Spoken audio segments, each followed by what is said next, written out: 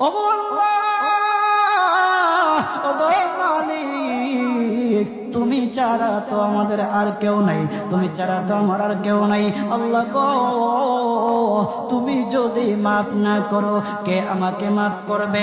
তুমি যদি মাফ না করো কে আমাকে মাফ করবে? তুমি যদি আমাকে মাফ করো তাহলে তোমার কোনো দিকে কমবে না, তুমি যদি আমাকে মাফ না করো তোমার কোনো দিকে বাড়বে না।